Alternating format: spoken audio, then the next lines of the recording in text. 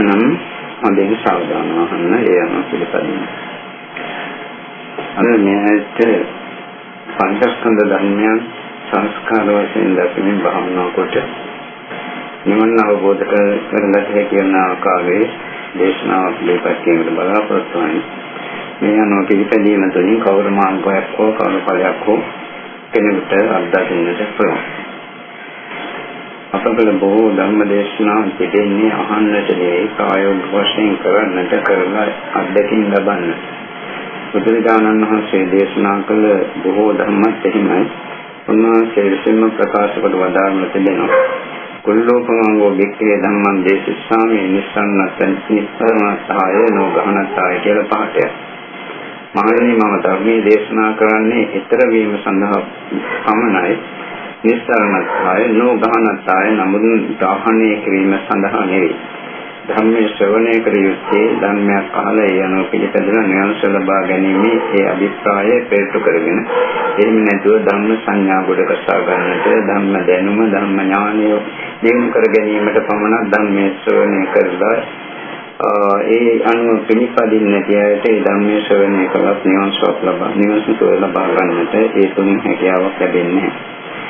එතකොට සිංහලෙන් අපි සංස්කාර කියන වචනයට පාලියෙන් කියන්නේ සංඛාර කියලා. මාත්‍රාන්න පහයන්නේ එතන දෙන්නේ ඒ අදහස හේතුයෙන් හටගත් දේවල් කියලා. සාමාන්‍ය කයන දාන සංඛාර කියවොත් ඒ අදහස වන්නේ කුණුකස කියන එක. එතකොට මේ සංඛාර කියන වචනය ධර්මයේ විවිධ තැන්වල විවිධ ධර්ම කොටසයන් දැක්වීම සඳහා බුදුරජාණන් වහන්සේ වදාළා තිබෙනවා.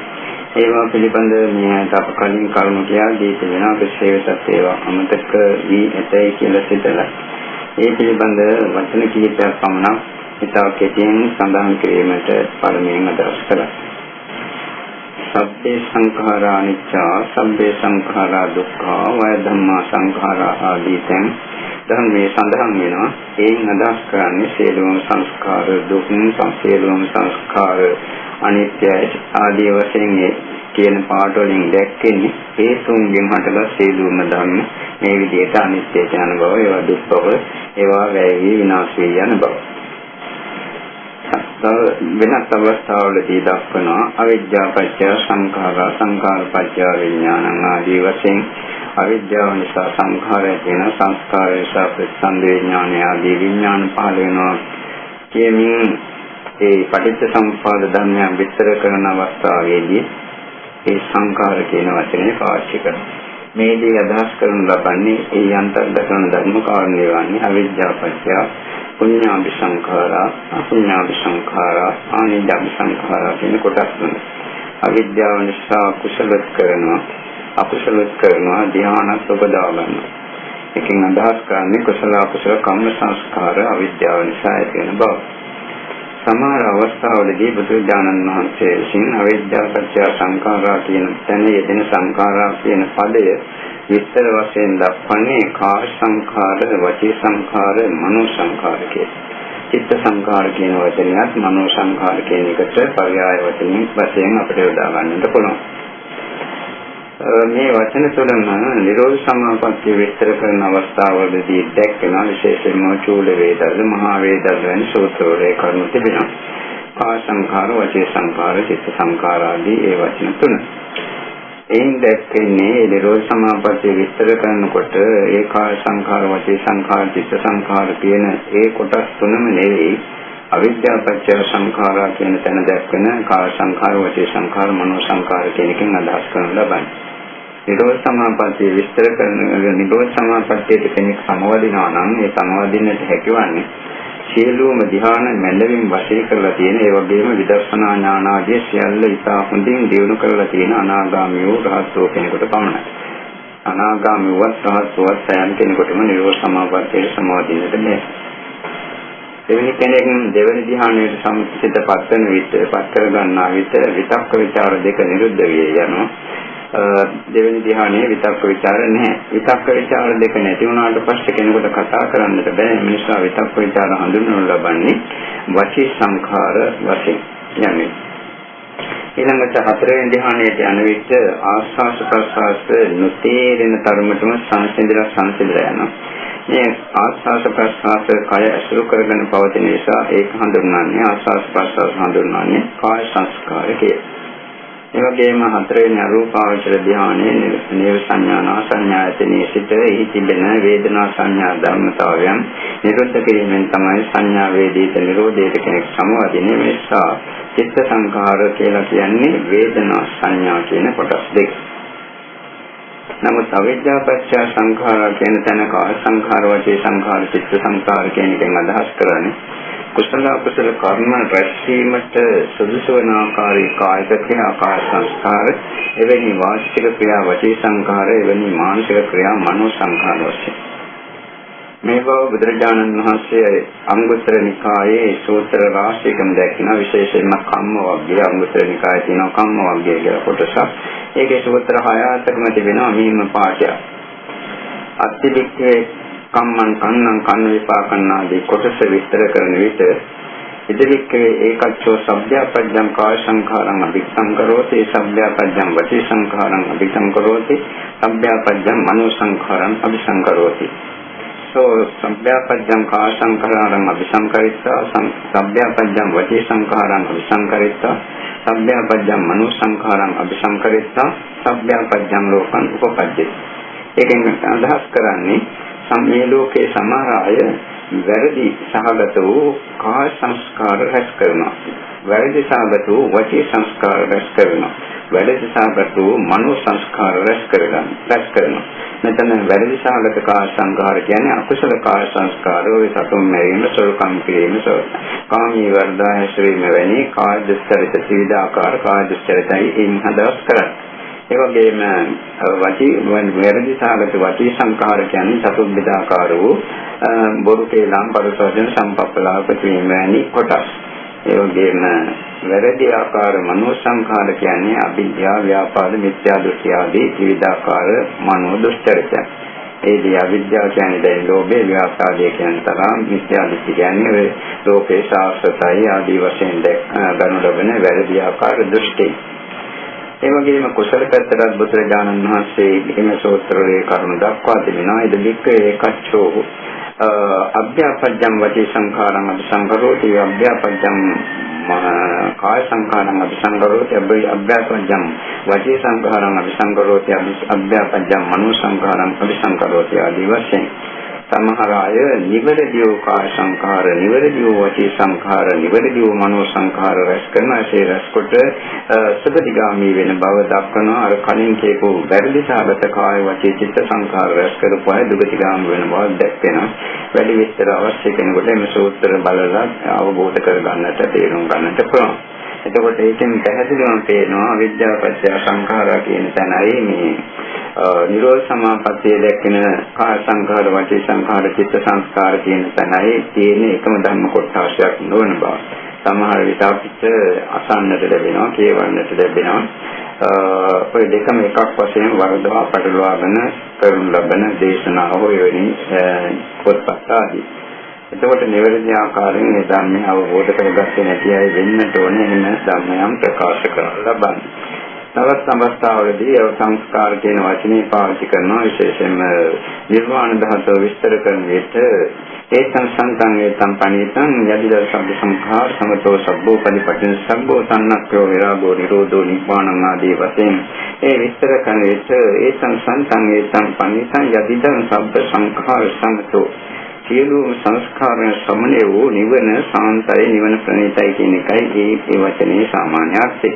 එතකොට එතන සබ්බ සංඛාර කියන එකෙන් අදහස් කරන්නේ නිවනට සිතපත් කරගෙන පරිසමෝතකට සංවේදී සිටින කෙනෙකුගේ සිත තුළ ඉතාවස්යම් සංඥා මාත්‍රයක් තිබෙනවා. ඒ වගේම නිරාමිෂ වේදනාවක් දැනෙනවා. සිත මනෝ සංස්කාර ධර්ම තියෙනවා. ඉතාවස්යම්.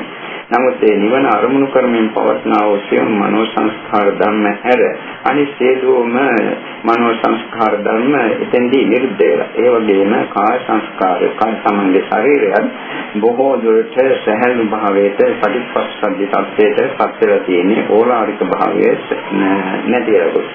එතෙන්දී එතකොට සබ්බ සංඛාර සමතෝ කියන තැන සංඛාර වශයෙන් හඳුන්වන්නේ නිවන අත්දකින විට පවස්නා වූ ඒ සියුම් නාම ධර්ම ටික හැර අනිත් නාම ධර්ම සියල්ලම නිරුද්ධ වී ගොස් තිබෙනවා කියන එකයි. සාමාන්‍යයෙන් සම්වාදින විට එවැනි කෙනෙකුගේ සිත තුළ පඨවි ආපෝ තේජෝ වායෝ ආදී සංඥා නැහැ. ඒ වගේම පළවෙනි දෙවෙනි තුන්වෙනි හතරවෙනි ධ්‍යානයක් නෙවෙයි ඒක. ඒ වගේම අරූපාවචර 1 2 3 4 ධ්‍යානයක් නෙවෙයි පළ සමවත කියන්නේ. මේ ලෝකයේ පිළිබඳ සංඥාවකුත් නැහැ. පරලෝකයේ පිළිබඳ සංඥාවකුත් එදී නැහැ. ඒ වගේම යම් පිළිබඳ දෙච්ඡා සිතම් මුතම් විඤ්ඤාතම් පත්තම් පරිවේශිතම් අනුචිත්‍ර අනුචරිතම් මනස ආදී වශයෙන් බුදුහාමුදුරුවෝ දැක්වුවේ පාඨයේ පරිදි අස කනනාසය දිව ශරීරය මනසාව සම්බන්ධ වෙන විවිධාකාර අරමුණු හෝ ඒ අරමුණු සෙවීම හෝ ඒ හා සම්බන්ධ කිසිම ආකාර සංඥාවක් නැහැ. නමුත් සංඥාවක් තියෙනවා. මේ පරිසමතාව විස්තර කිරීම සඳහා බුදුහාමුදුරුවෝ දක්වන ලද පාඩයක සරල අදහසක් ප්‍රකාශ කරේ. එතකොට මේ සියුම් සංඥාව සහිත නාම සංස්කාර ධර්ම ටික හැර අනිත් ඔක්කොම නාම සංස්කාර නිරුද්ධ වුණා කියන එකයි සබ්බ සංඛාර සමතෝ කියන එකෙන් අදහස් කරනු ලබන්නේ. පංචස්කන්ධ ධර්මයන් විස්තර කරන විට රූප වේදනා සංඥා සංඛාර විඥාන කියලා දක්වන්නේ. එතෙන්දී රූපේ කියන එකත් හේතුන්ගෙන් හටගත් ධර්මයක් නිසා සංස්කාර ධර්මයක්. වේදනාවත් හේතුන්ගෙන් හටගත් සංකත ධර්මයක් ඒක සංස්කාරයක්. ඒ වගේම සංඥාවත් හේතුන්ගෙන් හටගත් ඒ විඥානයත් හේතුන්ගෙන් හටගත්. මේ සියල්ලම සංකත ධර්ම සංඛාර ධර්ම.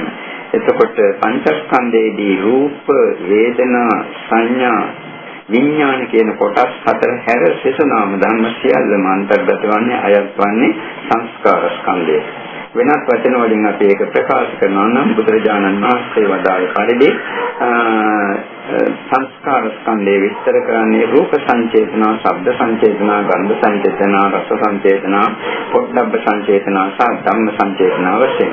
රූප පිළිබඳ සිතවිලි, ශබ්ද පිළිබඳ සිතවිලි, ගන්ධ සුවඳ පිළිබඳ සිතවිලි, රස පිළිබඳ සිතවිලි, කායයට දැනෙන ස්පර්ශ පොට්ටබ්බ ධම්මයන් පිළිබඳ සිතවිලි, ඒ වගේම මනසට දැනෙන විවිධ අරමුණු ධර්මාරම්මණයන් පිළිබඳ සිතවිලි. මේවා තමයි සංස්කාර ස්කන්ධයට අයත් වන්නේ. අභිධර්ම පොත්වල ඔබ තරමක් වෙනස් ආකාරයකින් දක්වන්නේ. ඒ දැක්වෙන්නේ චෛතසික ධර්ම 50ක් සංස්කාර ස්කන්ධයට අයත් වන බව.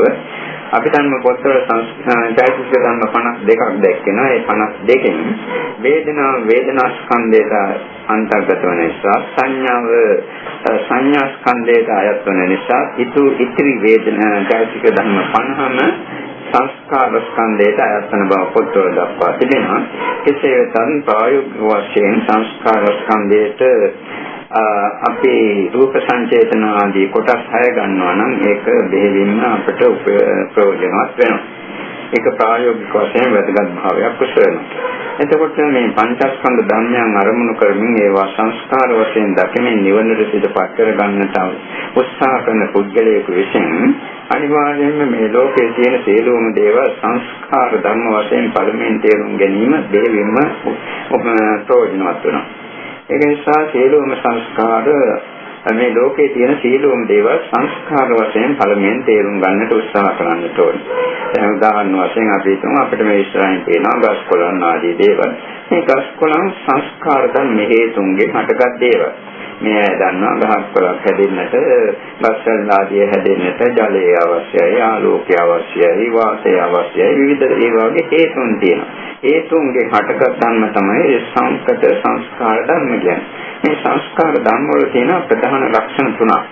තේනිමානි වික්‍රේ සංකතස්ස සංකත ලක්ෂණානි කතමානි තේනි. උප්පාදෝ පඤ්ඤායති වයෝ පඤ්ඤායති තිතස්ස අඤ්ඤතස්සම් පඤ්ඤායති. මේ සංඛාර ධර්ම වල සංකත ධර්ම වල තියෙන ලක්ෂණ තුන බුදුහාමුදුරුවෝ ප්‍රකාශ කොට වදාරන්නේ උප්පාදෝ පඤ්ඤායති ඉපදීමක් තිබෙනවා පණවන්නට පුළුවන්. වයෝ පඤ්ඤායති විනාශ වීමක් නැතිවීමක් පණවන්නට පුළුවන් වෙනස් වීමක් තිබෙනවා. තිතස්ස අඤ්ඤතස්සම් පඤ්ඤායති පවතින මේ සංස්කාර ධර්මයන් වෙනස් ස්වરૂපයකට පරිවර්තනය වීමක් දක්නට ලැබෙනවා. මේ ලක්ෂණ තුන කවර හරි දෙයක තියෙනවා නම් ඒවා සියල්ලම සංස්කාර වශයෙන් තේරුම් ගත යුතුයි. දැන් උදාහරණ වශයෙන් අපි හිතමු අවුරුදු 5ක පමණ කාලයකට අපි අවධානය යොමු කළොත් අවුරුදු 5ක කාලයේ තිබුණ අපේ ශරීරය අවුරුදු 10 තත්ත්වයට අවධානය යොමු කළොත් ඒ 10 තත්ත්වයේ ශරීරයක් තිබෙනවා. නමුත් අවුරුදු 5 තිබුණ තත්ත්වේ නෙවෙයි 10 දී තිබෙන්නේ. ඒවා සම්පූර්ණ වෙනස් ස්වරූපයකට පරිවර්තනය වෙලා විපරිණාමයකට පත් වෙලා.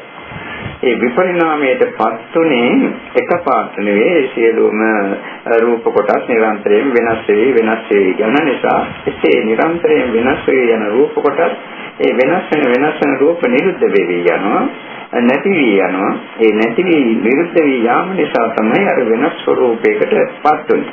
එතකොට අවුරුදු 5 තත්ත්වයේ රූපයක් තිබුණා උපාදෝ පඤ්ඤායති වයෝ පඤ්ඤායති නැතිවීමකුත් තිබෙනවා. ඒක වගේම එම නිසාම විපරිණාම තත්ත්වයකුත් තිබෙනවා. උපාදෝ පඤ්ඤායති වයෝ පඤ්ඤායති තිතස්ස පවතිනේ ධර්මයන්ගේ වයෝ විපරිණාමය තියෙනවා. දෙතස්ස අඤ්ඤතස්සම් වෙනස් ස්වરૂපයකට පරිවර්තනය වීමක් පඤ්ඤායති දක්ින්නට පුළුවන්. මේ විදිහට සංස්කාර ධර්මයන්ගේ මූලික ලක්ෂණ තුනක් තිබෙනවා. එතකොට මේ ගස්කොළන් ආදී සම්පූර්ණයෙන්ම සංස්කාර ධර්ම වශයෙන් Tamanට තේරෙන්නට ඕන. කියන ධර්මයේ වැටහෙන එක නෙවෙයි මේදී අවශ්‍ය වන්නේ Tamanටම අවබෝධ වෙලා පෙනෙන එක මේ ඔක්කොම සංස්කාර ධර්මයේ කියලා. එතකොට පොළොව මත යම්තාව දේවල් තියෙනවා නම් ඒ හැම එකම සංස්කාර වශයෙන් සංකත ධර්ම වශයෙන් තේරුම් ගන්නට ඕන. දැන් උදාහරණ වශයෙන් විශාල ගොඩනැගිලි තියෙනවා. මේවා හේතුන් නිසා හටගත් දේවල්. නැත්නම් Tamanගේ ගෙදර නොඑක ආකාර බඩු බාහිර ආදී තියෙනවා. යාන වාහන ආදී තියෙනවා. මේ සියල්ලම හේතුන් නිසා හටගත් දේවල්. පොළොව මත යම්තාව දේවල් තියෙනවා නම් ඒ සියල්ලම සංකත ධර්මය කියලා Tamanටම අවබෝධ වෙන්න ඕන.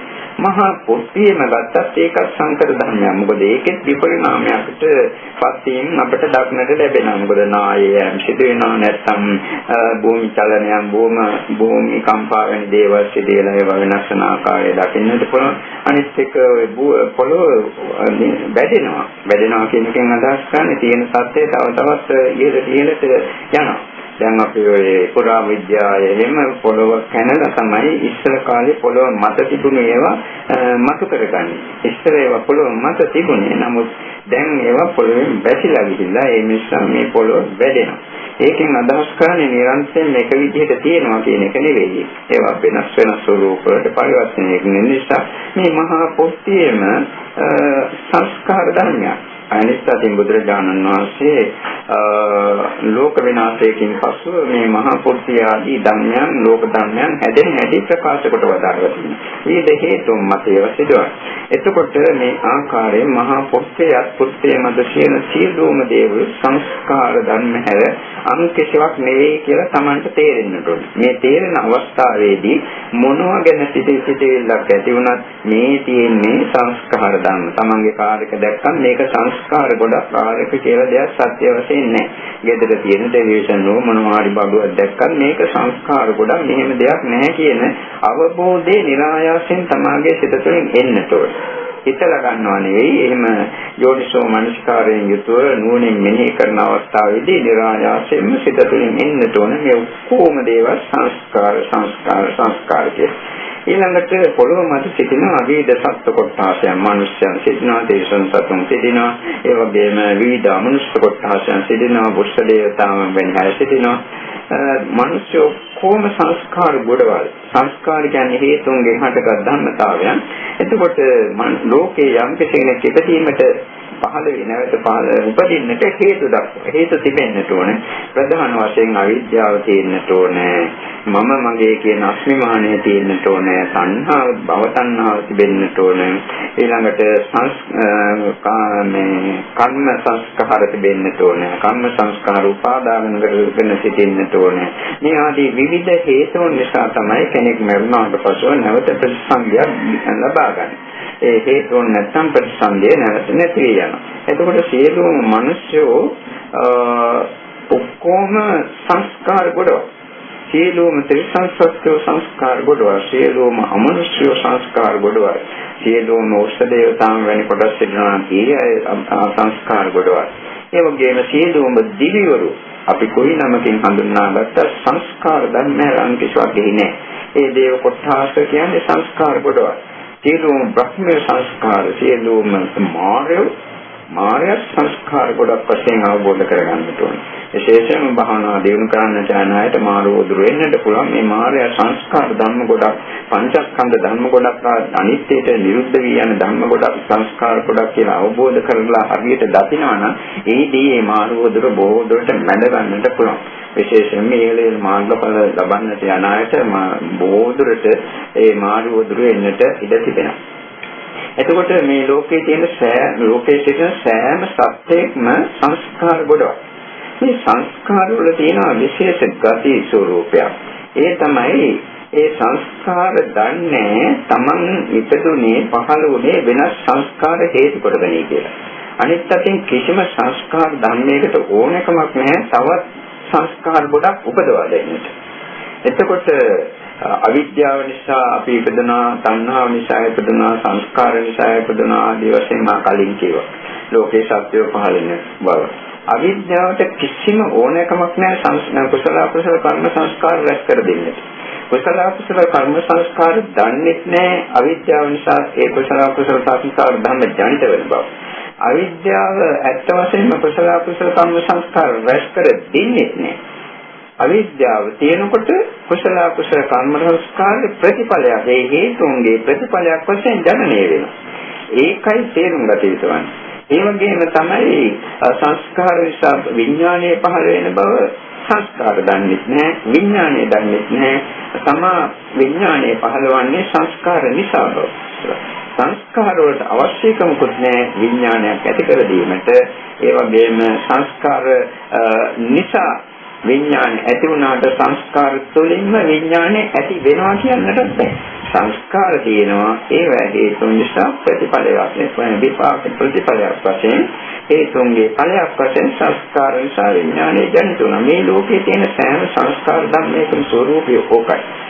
එතකොට Tamanට පැහැදිලිවම පේනවා නම් මුළු විශ්වයේම තියෙන්නේ මේ විදිහට සංස්කාර ගොඩවල් හැද අන්දයක් නෙවෙයි කියලා. එතකොට කිසිම සත්‍යයක් දැක බැලුවොත් දෙවියෙක් හරි මාරයෙක් හරි බ්‍රහ්මයෙක් හරි මිනිසෙක් හරි තිරිසනෙක් හරි කවරෙක් දැක බැලුවා මේ සත්‍ය කොටස සිටිනවා කියන හැඟීම සිතට එන්නට හොඳ නැහැ. ඒ වෙනවනම් තමාගේ අවබෝධයේ අඩුපාඩුවක් තියෙනවා.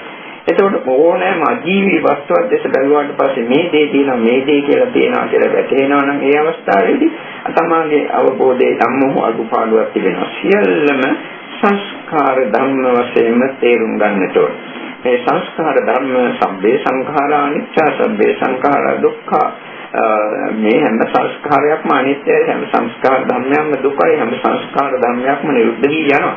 ඒ වගේම අවබෝධය Tamanට පසුවට ඇති කරගන්නට පුළුවන් අර සංස්කාර වශයෙන් මුළු විශ්වයම දකින්න විට. එතකොට මේ අවබෝධය ඇති වුණාට පස්සේ Tamanගේ පංචස්කන්ධ ලෝකයේ දෙසට ඒ අවධානය යොමු කරන්නට ඕන. ඒ යොමු කරනකොට රූපස්කන්ධේ පළමුවෙන්ම ගන්නවා. රූපස්කන්ධේ මේකට මා කලිනුත් කිව්වා සංකර්ම සංස්කාර පුඤ්ජයක් කියලා, සංස්කාර ගොඩක් කියලා. තමන්ගේ රූපය ගත්තොත් මේ රූපය කියන්නේ සංකර්ම සංස්කාර ගොඩක්. මෙතන ගැහෙණියක් නැහැ, පිරිමියෙක් නැහැ, මම කියලා කෙනෙක් නැහැ, ආත්මයක් නැහැ, ජීවයක් නැහැ. මෙතන තියෙන්නේ බුදු සංස්කාර ගොඩක් පමණයි කියන හැඟීම අවබෝධය සමාඩ තියෙන්නට ඕන. කියන දේ තේරෙන එක මතක තියාගන්න එක ඒ අනුව හිතන එක නෙවෙයි අවශ්‍ය වන්නේ මේක බුද්ධ සංස්කාර ගොඩක්මයි කියන අවබෝධය ඇති කර ගැනීම. ඒ අවබෝධය නැත්නම් ඒ තුළින් නිවන් ලබන්නට බෑ. එතකොට තමන්ගේ රූපස්කන්ධයම සංකර්ම සංස්කාර ගොඩ. මේ රූපස්කන්ධය තුළ තියෙනවා විවිධ කොටස්. කෙස් ලොම් නිය දස් සම්මස්නහර ආදී දෙතිස් කුණප කොටස් මේ දන්නේ. කෙස් ගත්තොත් එහෙම කෙස් තනිකරම සංස්කාර ගොඩක් සත්‍ය වශයෙන් කෙස් කියලා දෙයක් නෑ. ආහාර ආදී හේතුන් නිසා මේව හැදෙන්නේ. කර්ම චිත්ත ඍතු ආහාර ආදී හේතුන් කියලා. ලොම් ගත්තොත් ඇත්ත වශයෙන්ම ලොම් කියලා දෙයක් නෑ. මෙතන තියෙන සංස්කාර ගොඩක්. ඒ වගේම නිය ගත්තත් දත් ගත්තත් සම්මස්නහරයට ඇට මිදුළු අකුවඩු අදවත් වෙන වැලියක් මාදී කවර කොටසක් අපි ගත්තා. කොයි නමකින් අපි ඒවා හඳුනා ගැනීම සඳහා ව්‍යවහාර කරමින් සංඥා දමාගෙන කටයුතු කළත් ඔය එකක්වත් සත්‍ය වශයෙන් विद्यमान වන්නේ. සත්‍ය වශයෙන් මේවා තියෙන්නේ පුදු හේතුන් නිසා හටගත් ඵල සමුදායක්.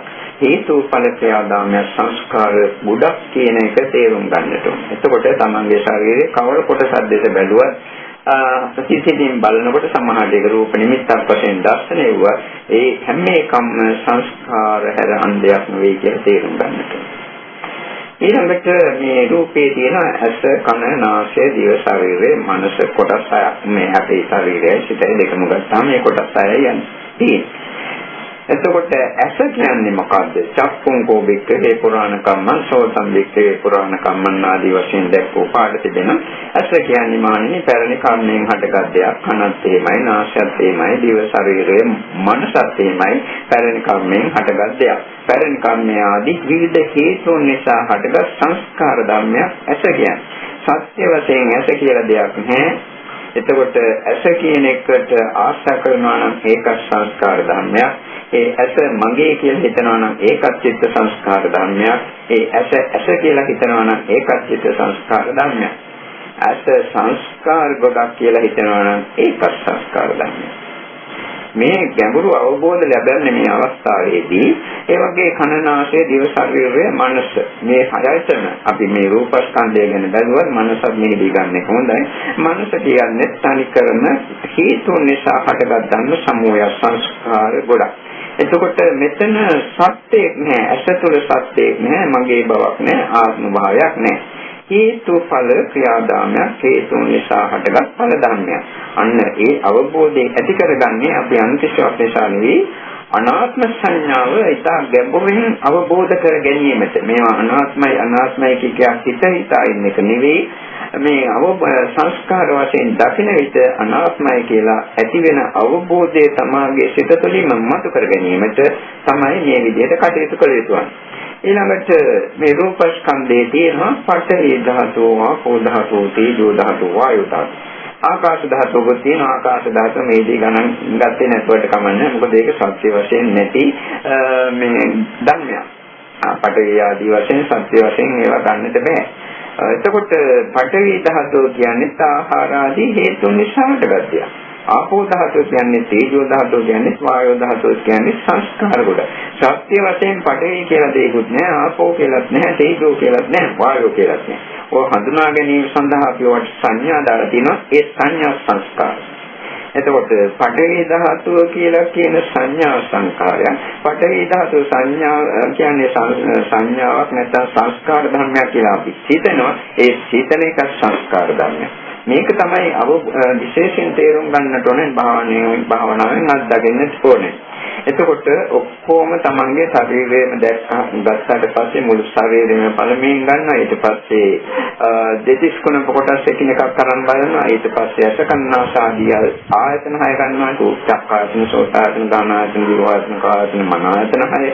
ඊට පස්සේ පඨවි, ආපෝ, තේජෝ, වායෝ කියන ධාතු 4 ගන්නවා. මේවා ගන්න එකක් අරගෙන සෑහීමකටපත් වෙන්නේ නැතුව ඉතා මැනවින්, ඉතා ගැඹුරු, ඉතා පළල්ව මේ ඔක්කොම සංස්කාර වශයෙන් දකින්නට අනු මාත්‍රයක්වත් නැතුව සියල්ලම සංස්කාර වශයෙන් අවබෝධ කරගන්නටයි මේ විදිහට විවිධ ආකාරයෙන් විවිධ දෘෂ්ටි කෝණ වලින් අපි මේ දේවල් දක්වලා අවබෝධ කරගත යුතුයි. නැවතත් මම කියන්නම් මේ අවබෝධය අවශ්‍ය මේවා ගැන සිතන එක නෙවෙයි. හිතන්න පුළුවන් ඕනම කෙනෙකුට අවබෝධය ලබන්නට පුළුවන් වන්නේ ප්‍රඥාව තියෙන කෙනෙකුට පමණයි. එතකොට තමන්ගේ ඇසට පේනවා රූප, කනට ඇහෙන ශබ්ද, නාසයට ගඳ සුවඳ, දිවට රස, කායට විවිධ ස්පර්ශ, මනසට විවිධ අරමුණු හමු වෙනවා. මේවා රූප, ශබ්ද, ගන්ධ, රස, පොට්ටබ්බ ධම්ම වශයෙන් හඳුන්වනවා. මේ අරමුණු මොනවද?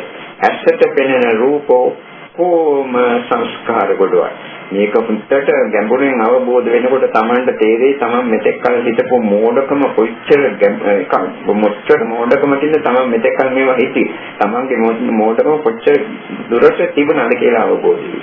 එතකොට ඇහැට ගැණියක් දැක්කත් සංස්කාර ගොඩක්, පිරිවියක් දැක්කත් සංස්කාර ගොඩක්, ලස්සනයි දෙයක් දැක්කත් සංස්කාර ගොඩක්, කැට දෙයක් දැක්කත් සංස්කාර ගොඩක්, අජීවී සජීවී කවර දෙයක් දැක්කත් ඔක්කොම සංස්කාර ගොඩක්. මෙහිදී සමාගේ පුතා වෙන්න පුළුවන්, දුව වෙන්න පුළුවන්, සමපුරුෂයෙක් වෙන්න පුළුවන්, භාර්යාවක් වෙන්න පුළුවන්, නෑදෑයෙක් මිත්‍රයෙක් වෙන්න පුළුවන්, සොයුරියක් වෙන්නට පුළුවන්, කවරෙක් වුණත් සංස්කාර ගොඩවල් හැර මෙවැනි පුතු දෝලා ආදී දේවල් නැති බව තේරුම් ගන්නට ඕනේ. මේ තේරුම් ගැනීමට දීවිය යුතු නැහැ. මොකද එදිනෙදා ජීවිතයේදී කටයුතු කරන විට අර කලින් සේම මේකට කටයුතු කරන්නට පුළුවන්. විශේෂයෙන්ම ගියයි. එහෙම කටයුතු කරන්න පුළුවන් කලින් සේම මගේ පුතා, මගේ දුව, මගේ භාර්යාව ආදී වශයෙන් කතා කරන්නට පුළුවන්, ව්‍යවහාර කරන්නට පුළුවන්, ආදරය කරන්නට පුළුවන්. ඒ වගේ මේ අය වෙනුවෙන් කළ යුතු යුතුකම් වගකීම් ආදී සියල්ලම නොපිරියලා ඉටු කරන්නට පුළුවන්. නමුත් මේ භාවනා කරන අවස්ථාවේදී සියල්ලම සියලු දෙනාම සංස්කාර ධර්ම වශයෙන් තේරුම් ගන්නට ඕනේ. කනට ඇහෙන ශබ්ද මෙතන ඈත පේන රූප පමණක් නෙවෙයි. කනට ඇහෙන ශබ්ද, නාසයට දැනෙන ගඳ සුවඳ ආදී සෑම අරමුණක්ම සංස්කාර වශයෙන් තේරුම් ගන්නට ඕනේ. එකපාරට මේවා සංකාර කොටස් කියලා හිතන්නට පුළුවන්. එහෙම හිතන එකට වඩා මේවා ගැඹුරින් ගැඹුරට බෙද බෙදා යන විට ඇති වෙන අවබෝධය ඊට වඩා විශාල එකක්, ඊට වඩා පුදුලෝ ගම්භීර ගැඹුරු එකක්. ඒක නිසා කනට ඇහෙන ශබ්ද කිව්වා ශබ්ද කියන්නේ හේතුන්ගෙන් හටගත් ධර්මයක්. සද්ද ඇතිවීමට නම් පඨවි ආදී මූල ධාතු හතර ඝට්ටණය වීම සිදෙන්නට ඕන එක්කෝ. එහෙම නැත්නම් ඒ පඨවි ආදී ධාතු අතරින් වායෝ ධාතුව ගමන් කිරීම සිදෙන්නට ඕන. එහෙමත් නැත්නම් යම් කිසි සත්‍යයක් මේ සද්දයක් පිට කරනවා නම් ඒ සත්‍යයේ නාම රූප ආදී ධර්මයන් සහ ඒවා ශබ්ද පිට කිරීමට ආයාසය ආදී විවිධ හේතුන් තියෙන්නට ඕන. මේ ආදී හේතුන් මතින් මේ සද්දේ හටගත්. ඔය සත්‍යයක් හැදුනත් මේක සංස්කාර ගොඩක් කියලා අවබෝධ කරගත යුතුයි. Tamanට කොනේ කියෙලින්ම ප්‍රශංසා කළා වෙන්නත් පුළුවන්. නැත්නම් නින්දා පහස්ස ආදී කළා වෙන්නත්. කොයි ආකාර සත්‍යයක් හැදුනත් තමයි තාම ප්‍රිය කරන ඊටම මීරි කන්න රසායන සත්‍යයක් වෙන්නත් පුළුවන්, සංගීතයක් වෙන්නත් පුළුවන්, සින්දුවක් වෙන්නත් පුළුවන්, කවරක් වුවත්. මේ ඔක්කොම සංස්කාර ධර්ම වශයෙන් තේරුම් ගන්නට ඕනේ. කිසිම ශබ්දයකට සමාගයේ සිත තුළ ඇලීමක් ඇති කර දෙන්නට ඕනකමක් නැහැ. කිසිම ශබ්දයකට සමාගයේ සිත තුළ ගැටීමක් ඇති කර දෙන්නට ඕනකමක් නැහැ. කිසිම ශබ්දයකට ඇලීමක් ගැටීමක් ඇති කර දෙන්නටත් බැහැ. කනට ඕනකමකුත් නැහැ. සෝත විඥානය ඇති කර ගැනීමට කනට ඕනකමකුත් නැහැ. ඇලීමක් ගැටීමක් ඇති කර දෙන්නට. මේවා සිත තුළ ක්‍රියාත්මක වන සංස්කාර ධර්ම කියන එක අවබෝධ කර ගැනීමටයි ඒ විදිහට දත යුතුයි. ඇසට අවශ්‍ය කමන්නේ කිසිම රූපයක් දැකලා ඒ පිළිබඳ ඇලීමක් ගැටීමක් ඇති කර දෙන්නට. එහෙම රූප වලට ඕනකමකුත් නැහැ. ඒ ආකාරයෙන් ඇලීම් ගැටීම් ඇති කර දෙන්නට ඒවා එකිනෙකක් දන්නේ නැහැ. තමා නිසා මේ විදිහට ඇලීම් ගැටීම් ඇති වෙනවා කියලා සමන්ගේ සිත තුළයි මේවා ක්‍රියාත්මක වන්නේ. මේ ඇත්තක් කියලා මාර්ගඵලය ලැබීමට උත්සාහ කරන නිසා මේක ගැඹුරින් අවබෝධ කරගත යුතු කරුණක්. ඊළඟට කන, නාසය, දිව, ශරීරය, මනස කියන ඉන්ද්‍රිය හයටම තේ ආකාරයෙන් කටයුතු කරන්නට ඕනේ. කටයුතු කරනකොට මෙතෙක්කල් අරමුණු වල මේ අය මුලා වෙලා සිටියා. මේ අරමුණු මුලාව අයින් කරගන්නට පුළුවන් වෙනවා. මේ අරමුණු මුලාව කියන එක ඉතාම භයානක දෙයක්. ඒ අරමුණු වලට මුලා වෙච්ච නිසා තමයි සංසාරේ පුරා මෙලෙසින් ජාති ජරා ආදී දුක් විඳින්න මේ දක්වා අපි පැමිණෙන්නේ. එනිසා මේ අරමුණු මුලාව අයින් කරගත යුතුයි. එතකොට ඇසට දැන් රූපයක් පෙනෙනවා, කනට ශබ්දයක් වෙනවා. මේ ආදී වශයෙන් ඉන්ද්‍රයන් අරමුණු හමු වුණාට පස්සේ චක්ඛු විඥානය තියෙනවා, සෝත විඥාන ආදී විඥානය තියෙනවා. ඇහැට රූපයක් දැක්නාන් පස්සේ පහළ වෙන විඥානයේ දැනීම චක්ඛු විඥාන.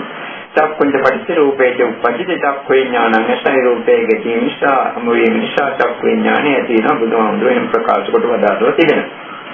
එතකොට චක්ඛු විඥානය තුනේ හේතුන් නිසා ඇස තියෙන්නට ඕනේ, රූප හමු වීමක් තියෙන්නට ඕනේ. මේ ප්‍රධාන හේතු දෙක ඊට අමතරව අප්‍රධාන හේතුන් තියෙනවා. ආලෝකයේ තියෙන්නට ඕනේ, සම්බන්ධ ස්නායු පද්ධතියන්ගේ නිසි පරිදි ක්‍රියාදාමයේ සිටින්නට ඕනේ, සමාගයේ ක්‍රියාකාරී මනසක් තියෙන්නට ඕනේ. මේ වගේ විවිධ හේතුන් නිසා චක්ඛු විඥානය ඇති වුණේ.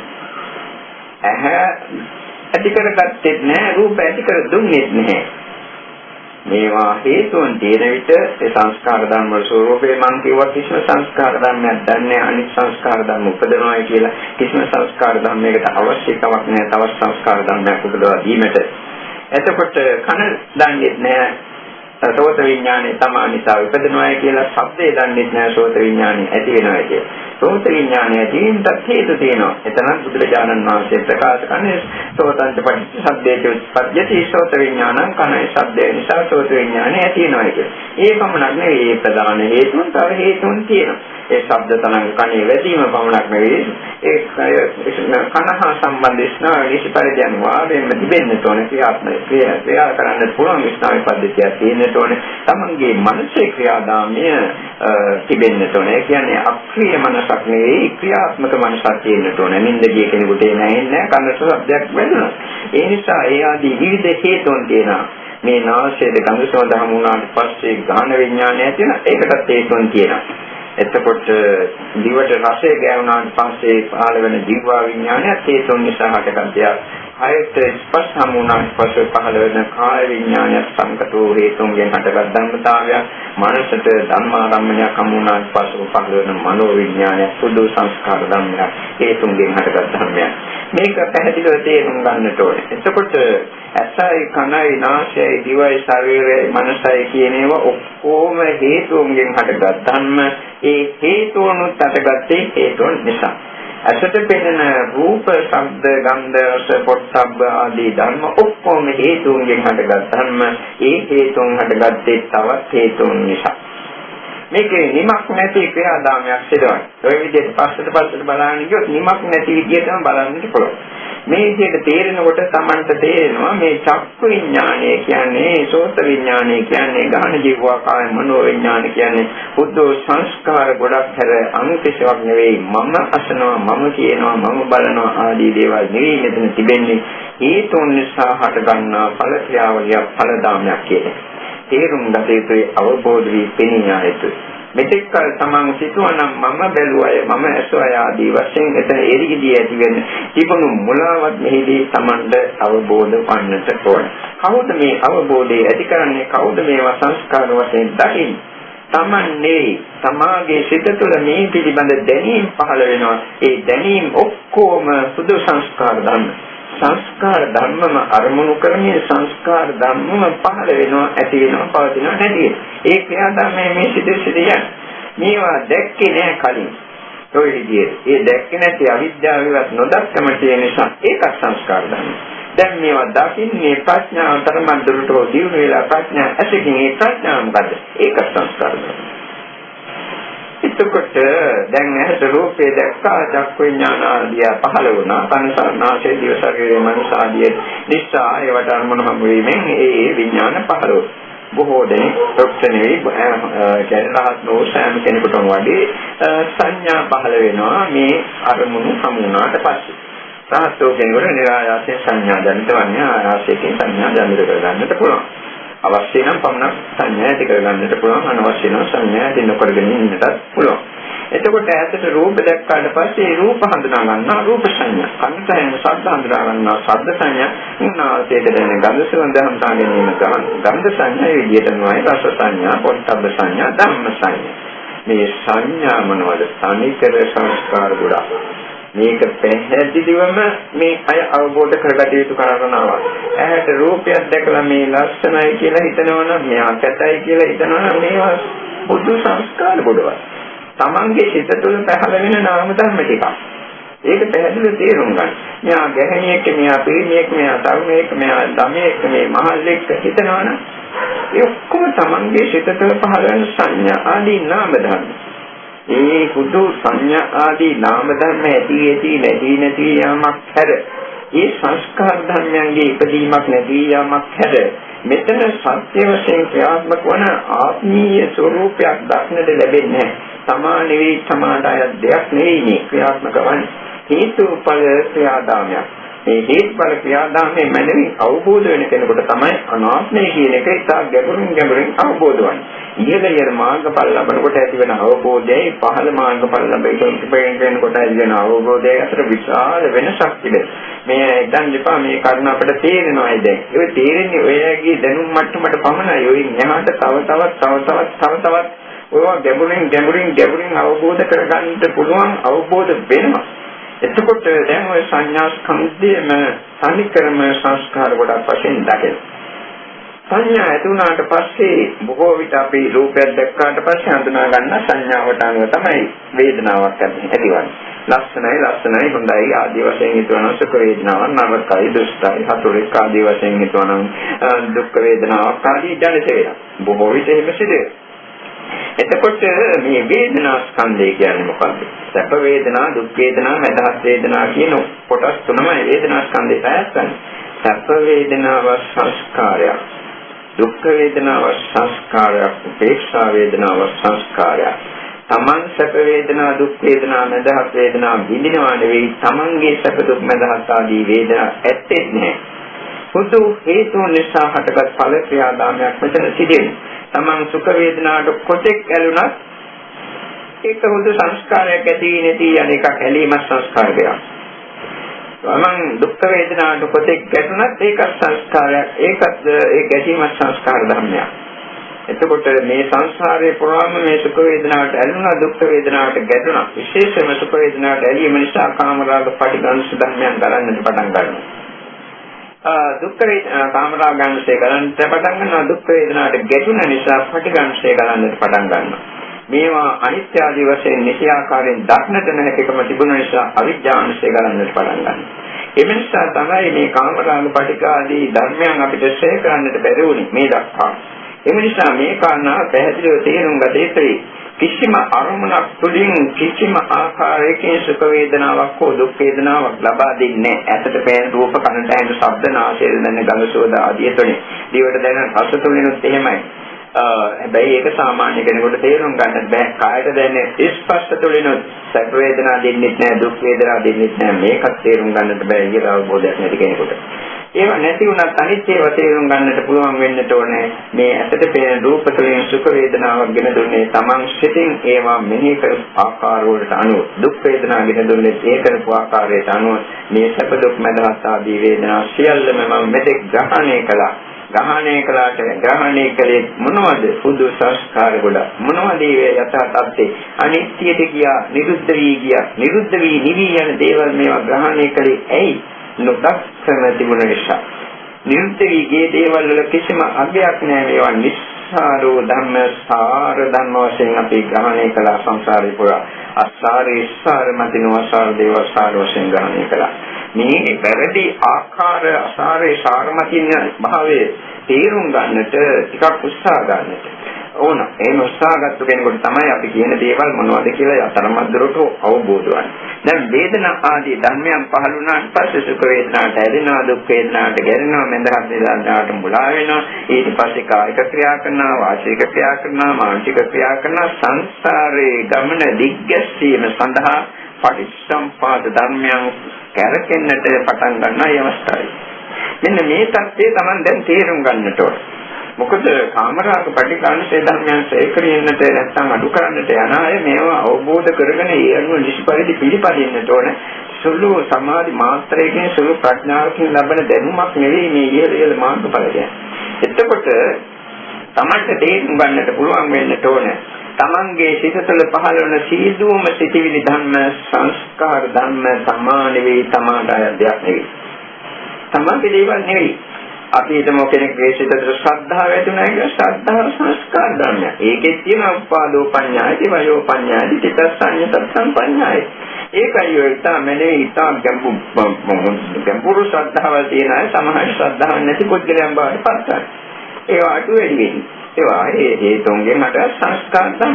ප්‍රඥාව තියෙනවා නම් ප්‍රඥාව සංස්කාර ධර්ම. වීර්ය, සතිය, සමාධි මේව මොනවද? ඔක්කොම සංස්කාර ධර්ම. නැත්නම් අපි අකුසල් පැත්තෙන් කතා කළොත් එහෙනම් තමන්ගේ සිත තුළ රාගයක් ඇති වෙනවා නම් රාගය කියන්නේ මොකක්ද? තනිකරම චිත්ත සංස්කාර ධර්ම. හේතුන් නිසා හටගත් ධර්මයක් ඇති වුණා පැවතුණා නැතුව. ද්වේෂයක් ඇති වුණා නම් මොකද්ද සත්‍ය? තනිකරම චිත්ත සංස්කාර ධර්මයක් ඇති වුණා පැවතුණා නැති වුණා. Taman නෙවෙයි ඇති කරගත්තේ Tamanගේ සිත තුළ මෙතෙක් පැවති අවිද්‍යාව ආදී හේතුන් නිසා අයෝනිසෝ මනසිකාර ආදී වැරදි හේතුන් නිසා පහළ වූ සංස්කාර ධර්මය. මේක තේරුම් ගන්නට ඕනේ මොන සිතිවිලි ධර්මයක් පහළ වුණා. ඒ හැම එකක්ම චිත්ත සංස්කාර සිතිවිලි ධර්ම හේතුන්ගෙන් හටගත් ඵල ක්‍රියාදාමයක්. එහෙම බලනකොට මොන චිත්ත සංස්කාරයක් කෙරෙහිද වටිනාකමක් තියෙනවා අගයක් තියෙනවා කියලා ග්‍රහණය කරන්න පුළුවන් චිත්ත සංස්කාරයක් තිබෙන්නේ මොන සංස්කාරයක් කෙරෙහිද එහෙම අගීමක් කරන්නට පුළුවන් වන්නේ මේක Tamanටම තේරෙන්න ඕනේ. ප්‍රඥාව සංස්කාරයක්, අවිද්‍යාව සංස්කාරයක්, ලෝභ ද්වේෂ මෝහ ආදී ක්ලේශ ධර්ම තියෙනවා ඔක්කොම සංස්කාරයක්. ඒ වගේම තමයි ශ්‍රද්ධා වීර්ය ප්‍රඥාව ආදී ඔක්කොම ධර්ම සංස්කාරය. අපි හිතමු කෙනෙක් මෛත්‍රී භාවනා කරනවා සියලු සත්ත්වෝ සුවපත් වෙත්තා නැත්නම් කරුණා භාවනා කරනවා සියලු සත්ත්වෝ දුකින් මිදෙත්තා. මේ කරුණාව සංස්කාරය ඒ වගේම මුදිතා මෛත්‍රී සංස්කාරය මුදිතාව සංස්කාරය උපේක්ෂාව සංස්කාරය. නැත්නම් අපි හිතමු අනිත්‍යයි කියලා හිතනවා දුකයි කියලා හිතනවා මේවා සංස්කාර කියලා හිතනවා මේවා අනාත්මයි කියලා හිතනවා මේ මොනවද? ඒවා සංස්කාර ගොඩවල්. සත්‍ය වශයෙන් මෙතන මොනවද සිදුවන ක්‍රියාදාමය? සංස්කාර ධර්ම අරමුණු කරමින් සංස්කාර ධර්ම ඇති නැති අපේගේ සිත තුළ අවිද්‍යාව කියන සංස්කාර ධර්මයේ තිබුණ නිසා මේවා ග්‍රහණය කළා මමයේ මගේ කියලා. මේවා හොඳය නරකය කියලා. යම් ද්වේතාවයන්ට අපේ සිතපත් කරගත්තා. මේවා උසස් මේවා පාත් මේවා ආදී වශයෙන් විවිධ ආකාරයෙන් මේවා ග්‍රහණය කරගෙන කටයුතු කළා. අන්න ඒ සත්‍යය Tamanට පැහැදිලිව පේන්නට ඕන. කිසිම රූපයක්, ශබ්දයක්, ගන්ධයක්, රසයක්, පොට්ටබ්බයක් තුලින් Tamanට කාමාස්වාදය ගැන දෙන්නේ නැහැ, පටිඝයක් ඇති කරගෙන ඉන්නේ නැහැ. Tamanගේ සිත තුළ තියෙන අවිද්‍යාව ආදී ධර්මයන් නිසා ඒවා තමාගේ සිත තුළින් පහළවන. පුදු සිත සංස්කාර ධර්ම. ඒ සිත සංස්කාර ධර්ම වල ස්වરૂපය මොකද්ද? ඇති වෙනවා, පවතිනවා, නැති වෙනවා. මේ නැති වී නිරුද්ධ වී යන කාමරාග පටිඝ ආදී චිත්ත සංස්කාර ධර්ම වල තියෙන සාරය මොකද්ද? මෙතෙක් කල ජීවිතේ මේ දක්වා විඳපු ඒවා නෙවෙයි අතීත දෙස බැලුවොත් මේ මොනවද ඉතිරිව තියෙන ශ්‍රේෂ්ඨ මාත්‍රයක් අපිට ඒ පිළිබඳ හැඟීම් මාත්‍රයක් ගන්න. මේ ජීවිතයේදී සමහර ඒවාගේ යම් කිසි මතක සටහන් තිබෙන්නට පුළුවන්. සුඛ වේදනාවට එනකොට ඒ සුඛ වේදනාව පිළිබඳ මතක සටහන සමහර ටිකක් වෙලා යනකම් හරි තියෙනවා. මේ මතක සටහන් කියන්නේ සංස්කාර ධර්ම. එතකොට કોઈ රූපයක් අරගෙන ආශා කළා, සද්දයක්, ගන්ධයක්, රසයක්, පොට්ටබ්බයක් අරගෙන ආශා කළා.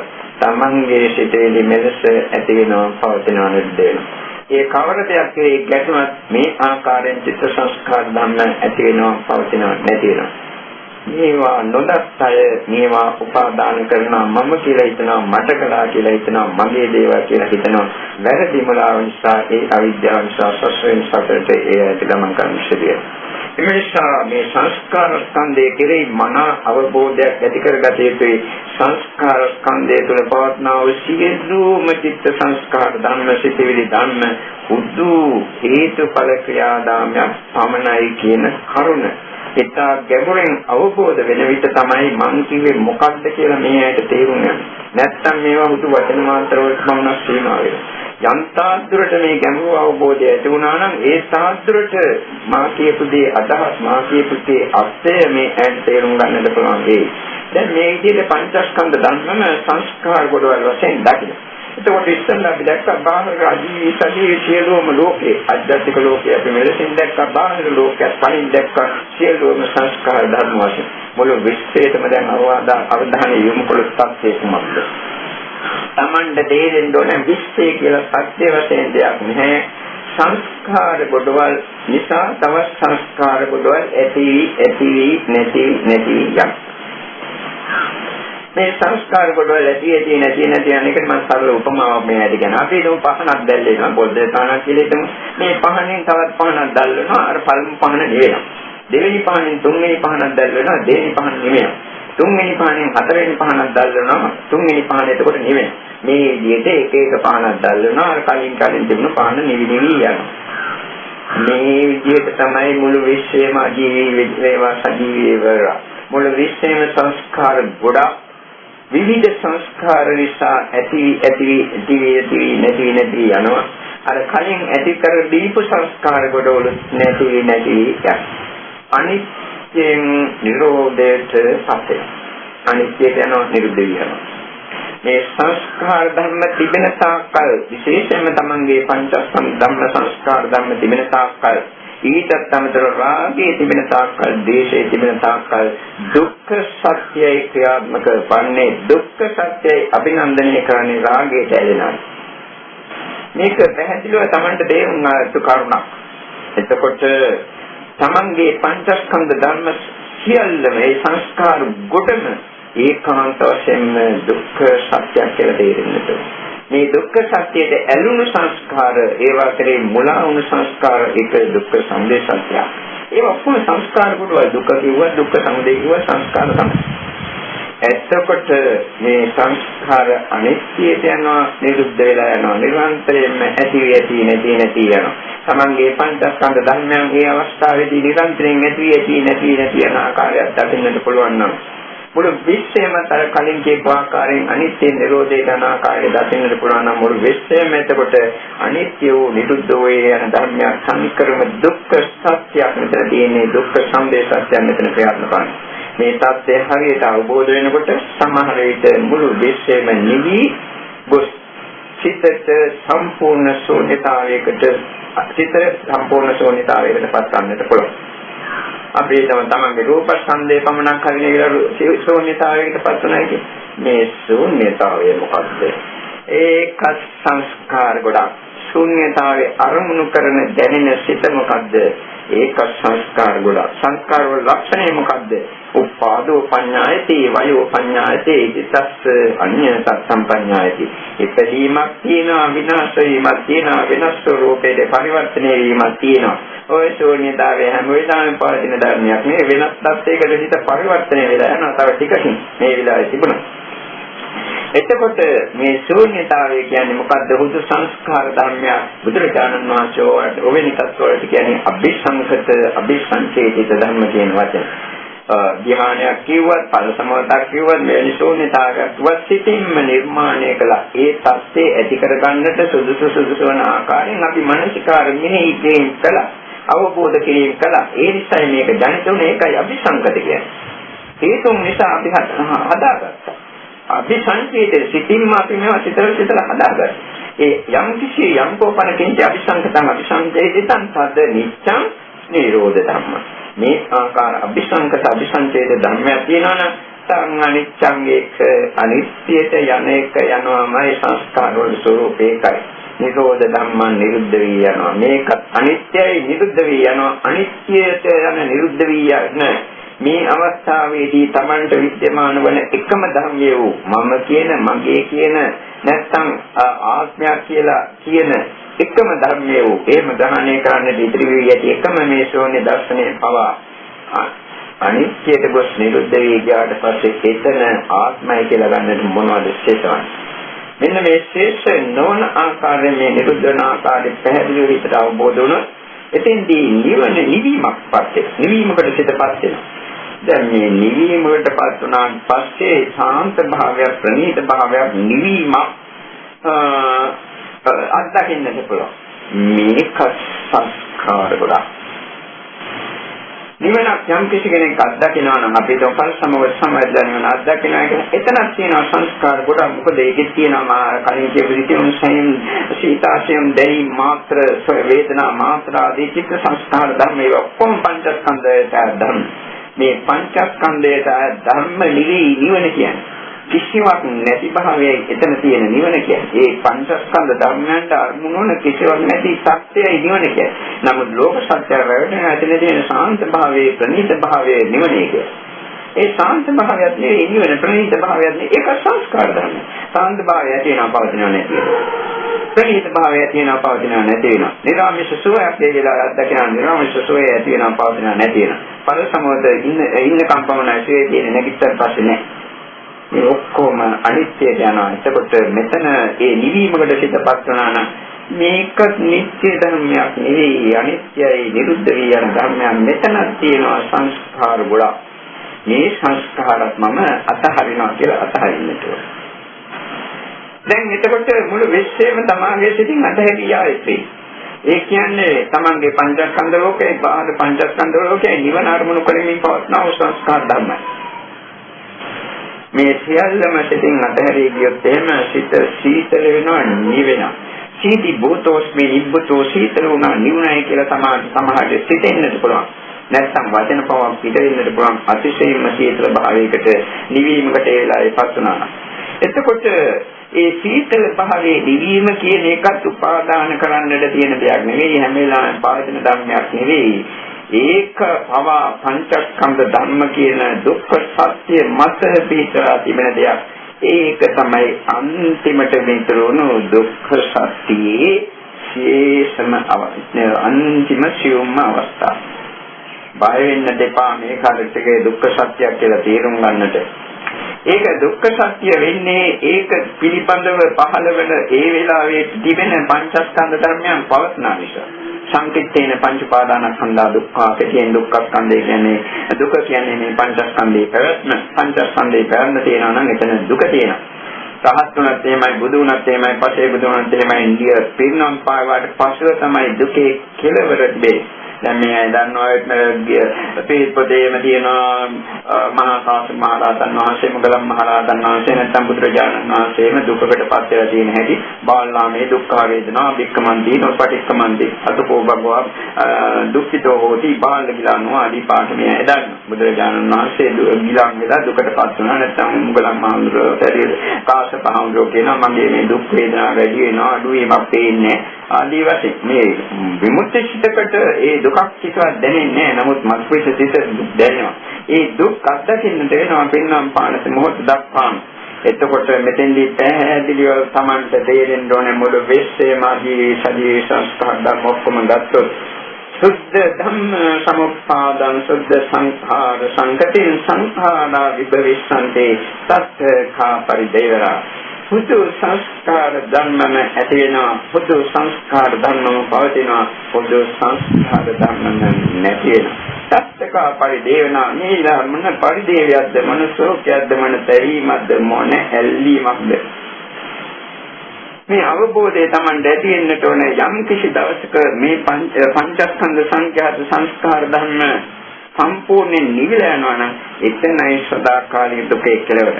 ඒ දක්වාම දුක පවතිනවා. ඒ දක්වාම අපිට මේ පංචස්කන්ධේ පවත්තන්න ආරක්ෂා කරන්න නඩත්තු කරන්නට නොඒකාකාර දුක් ගැට විඳින්නට වෙනවා. මේ පංචස්කන්ධේ තුලින් මාත්‍රිදාකාර දුක් ලබා දෙනවා. ඒක නිසා මේ පංචස්කන්ධ ධර්ම සම්පූර්ණයෙන්ම පහනක් නිවනාසේ යම් තැනකදී නිවි යනවා නම් අන්න එතනයි සැබෑ නිවන වෙන්නේ.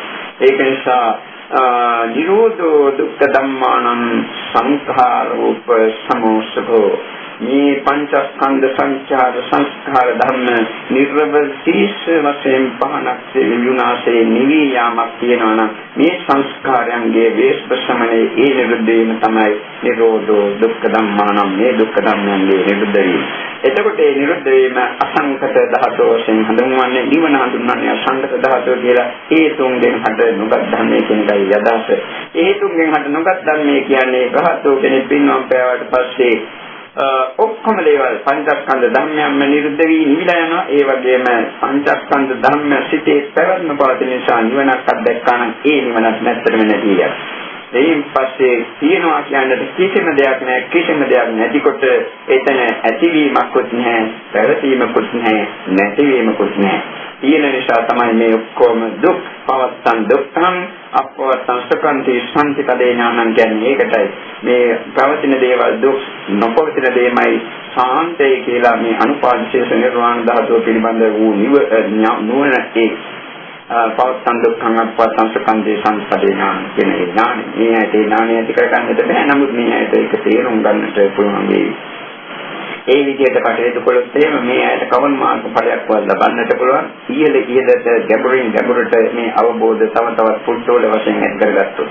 එතකොට බුදුරජාණන් වහන්සේ පින්නම් පාන විට කතා අවසාන වශයෙන් කීව වචනේ දන්නවා මේ ඇය. වය ධම්මා සංඛාරා අප්පමාදේන සම්පාදේත. වය ධම්මා සංස්කාරා මේ සංස්කාර ධර්මයේ ඔක්කොම නිරුද්ධ වෙලා යනවා.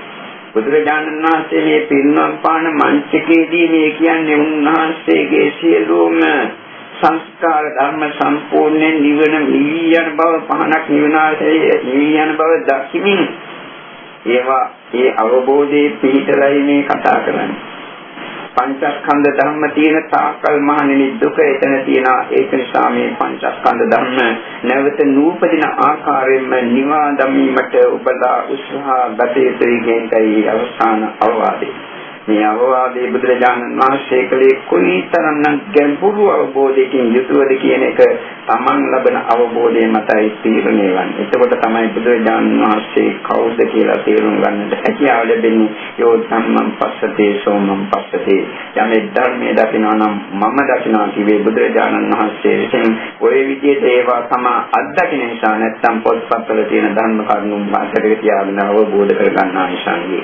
මේ විදිහට කටයුතු කිරීම තමයි ඇත මාර්ගඵලයක් මේ ජීවිතයේදී ලබන්නට පුළුවන් වේ. එසේ නොවුනත් කවදා හෝ දවසකදී ඒ කටයුතු කිරීමෙන් අත්වන කුසල ශක්තිය නියත වශයෙන්ම මාර්ගඵල ලබා දීම සඳහා හේතුපනිශ්‍රය වෙනවා. ඇති එසේම වේවා කියලා ආශිර්වාද කරලා කාල වේලා ඉක්ම ගිය නිසා මේ දේශනාව දැන් මෙතනින් කෙටි කරමින් ඉන්න කරනවා. එතකොට මේ දක්වා කරන ලද සියලුම කුසල අපි දෙවියන්ට අනුමෝදන් කරමු. ආකාශත්තා කියන පාඩේ කියමු. ආකාශත්තා බුම්මත්තා දේවානාගා මහින්దికා පුඤ්ඤන්තං අනුමෝදිතා චිරං රක්ඛන්තු ශාසනං.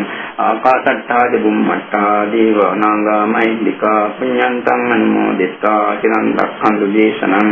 ආකාශත්තා බුම්මත්තා දේවානාගා මහින්దికා පුඤ්ඤන්තං අනුමෝදිතා චිරං රක්ඛන්තු මම් පරන්තේ ප්‍රාර්ථනා කරන්. ඉන්නා පුඤ්ඤ කම්මේන මාමේ බාල සමාගමෝ සතං සමාගමෝ හෝතු යාව නිපාන පත්තිය ඉදම්මේ පුඤ්ඤං ආසවක්ඛයා වන්නෝතු සම්බ දුක්ඛා පමුච්ඡතු.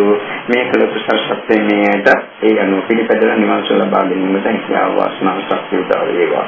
අභිවාදන සේරිස නිච්ඡං වද්ධා පචානෝ චස්සාරෝ ධම්මා වද්ධම්මේ ආයුවන්නෝ සුඛං බලං ආරෝග්‍ය සම්පත්තේ සංඝ සම්පත්තේ මේවච අතෝ නිබ්බාන සම්පත්තේ හිමිනාතේ සමිඤ්ඤතු සුපත්තේ වා නිවස් ලැබේවා.